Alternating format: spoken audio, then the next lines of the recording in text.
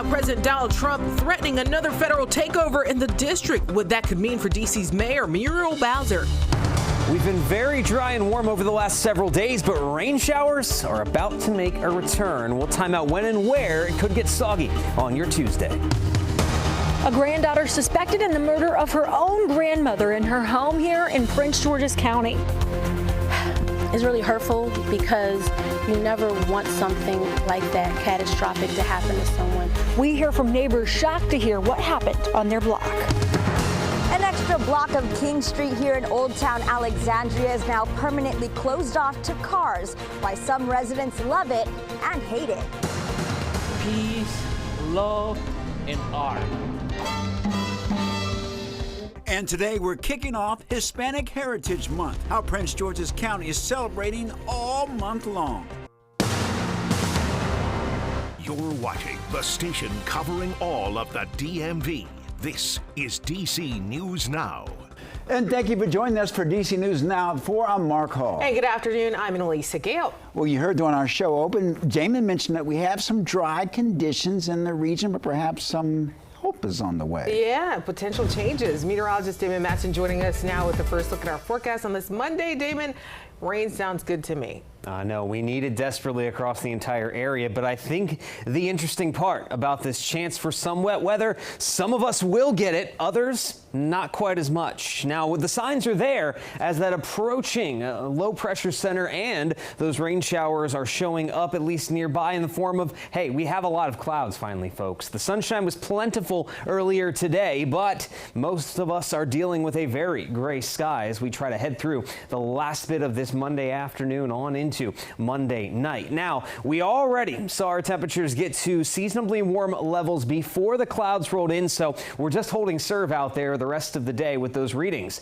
in the lower 80s for the most part. A few spots, though, to the east, slightly cooler. DC, 78 degrees. Certainly not as warm as it was over the weekend for many of us, reaching the upper 80s on Sunday in parts of the area. So we'll hold on to those warm temperatures at least through sunset. It will gradually cool off, but that cloud cover is going to continue to thicken up and stick with us as we head into the overnight. But notice this, it is staying dry as we wrap up the day today, but heading into Tuesday, some of those rain showers are expected to arrive. We'll time out when and where that soggy weather is expected to be on your Tuesday, coming up in your full forecast here in just a bit.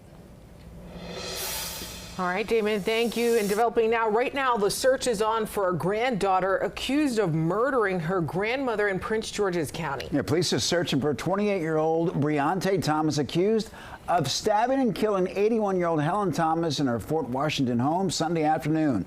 Police are asking anyone with information to call 911 right away. DC News Now's Randy Bass joining us live at the scene with the latest details now and reaction from neighbors. Good afternoon, Randy. Yes, neighbors here in Fort Washington describing 81-year-old Helen Thomas as a sweet, kind, generous older woman with a good heart. These neighbors now trying to process what happened here on their block as the search for the suspect in her murder, her granddaughter, ramps up this afternoon.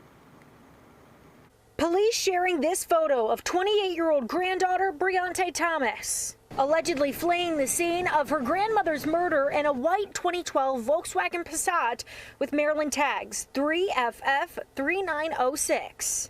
If you see her or have any information about where she may be, police say you shouldn't approach her, but to call 911 right away. The 28-year-old now facing first and second degree murder and attempted murder charges after police responded to a welfare check along Bond Hill Drive in Fort Washington Sunday afternoon, where her 81-year-old grandmother, Helen Thomas, died of stab wounds at the scene, and another family member was found stabbed with critical injuries. Now, flowers sit outside the home and neighbors coming to grips with tragedy on their block. I mean, the pillar of the community.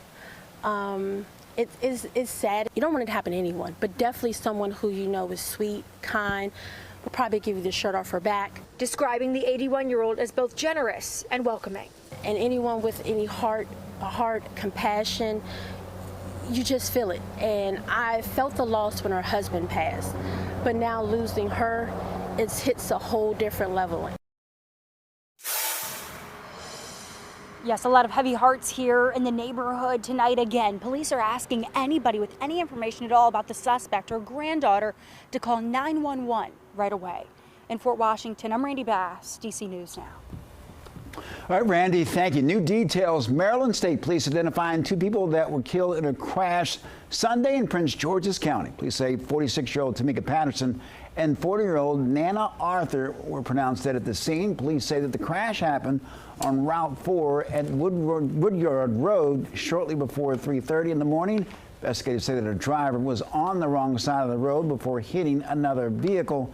A third victim was also injured.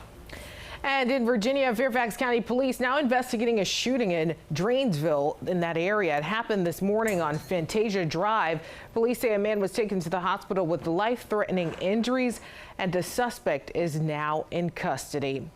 Also, meantime, in the district, we're going to switch gears now. President Trump is threatening to federalize D.C. police again if the agency does not cooperate with federal ICE agents. Yeah, the president posted on Truth Social at around 1 this morning saying that he'll declare another emergency if needed. Yeah, DC News Now's Marielle Cobone joining us live outside the DC police headquarters with the very latest. And Marielle, the president is making this threat in response to comments made by Mayor Muriel Bowser. Yeah, Annalisa, just last week, the mayor said that she didn't expect MPD to continue doing immigration enforcement after the president's original emergency order ended. That was back on September 10th, and that things would return back to the status quo. That comment is leading to some backlash from the president. I think that there's a lot of hardworking immigrants that are being rounded up. Around the district, neighbors are standing with the immigrant community. I've been part of the demonstrations up and down the street. Resisting the influx of ICE agents working in tandem with DC police. But it's also scary. That cooperation by MPD said to be over after the president's 30-day crime emergency ended last week, which compelled the mayor to provide police services for federal purposes like immigration enforcement. But now the president is threatening to declare a new emergency if the cooperation doesn't continue. I think it's very problematic for us. I think it's real unconstitutional. Early Monday morning, the president making this post on Truth Social, writing in part, without cooperation, crime would come roaring back. I won't allow this to happen. I'll call a national emergency and federalize if necessary. Immigration enforcement is not what MPD does. And with the end of the emergency, it won't be what MPD does in the future. Mayor Bowser issuing a mayoral order laying out a framework for moving forward post-emergency. It included a list of federal agencies MPD would work with. ICE isn't on it. There's been a little reprieve over the past few days since the federal emergency was ended. George Escobar with immigration advocacy group CASA says the president's threat is a moot point. And there are still people being racially profiled, being stopped on the street for the mere fact of speaking Spanish. And we did reach out to the mayor's office for comment. The mayor declining to comment at this point. Reporting live downtown, I'm Marielle Carbone, DC News Now. All right, Marielle, thank you. The Washington Commanders were dealt a host of injuries Thursday night as defensive lineman Dietrich Wise and running back Austin Eckler will be missed the rest of the season. And Monday, we got an update on quarterback Jayden Daniels, who was noticeably dealing with something at the end of the game. Head coach Dan Quinn announced that Jayden Daniels is dealing with a sprained knee after going down late in the game on Thursday night football against the Packers. Daniels was able to play for the rest of the game and as we look ahead to the game Sunday afternoon with the Las Vegas Raiders, Daniels is currently day-to-day. Dealing with knee injury, like I said, it was good that he finished the game. And now as we get through it, we'll just kind of go through the whole process with him. And we're not going to miss it either, Nikki. With Jayden, we know how important he is. And so we're just going to kind of take it. That's why I truly say it's day by day to make sure that he can absolutely be himself. Yeah, coach says that they're going to have a better read on Jayden Daniels' status on Wednesday. And Montgomery County leaders are considering a measure to limit where marijuana dispensaries can open, specifically near residential areas. DC News Now's Kevon Dupree tells us all about the debate. TA 2507 was introduced earlier this year. The proposed legislation will prohibit marijuana dispensaries within 100 feet of a residential area. Council members have mixed feelings about it, and neighbors do too. This issue was first brought to my attention by the town of Kensington. Council members Gabe Albornoz and Sidney Katz first introduced ZTA 2507 in May.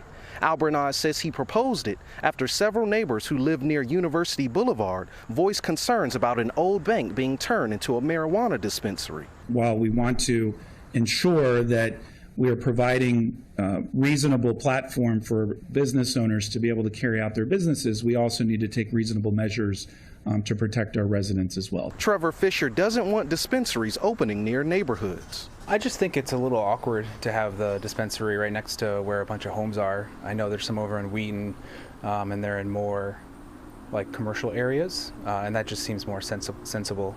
Others say having dispensaries closer to their homes can be beneficial. I have a medical permit to use it because I had a stroke, and driving for me, I try not to drive as much as possible, so being in walking distance is very helpful. And some council members are still on the fence. I have a lot of concerns about rushing in and making a prohibition now. I feel like I need more information and more time so I can just put it out there. I do, to make sure that we're making a sound decision that is going to be responsible, not just for today, but for the future. The Planning, Housing, and Parks Committee was scheduled to vote on the legislation Monday, but they've decided to table the vote until a later date. In Kensington, I'm Kevon Dupree, DC News Now. All right, Kevon, thank you. Also new today, happening now, Hispanic Heritage Month is underway. And in Montgomery County, the community is celebrating all month long. There will be events honoring Latino business owners and workers, including a graduation ceremony for small businesses and their accelerator program. The county's Latino American Advisory Group will also host a Ray of Light event on Tuesday. Hispanic Heritage Month ends October 15th. Another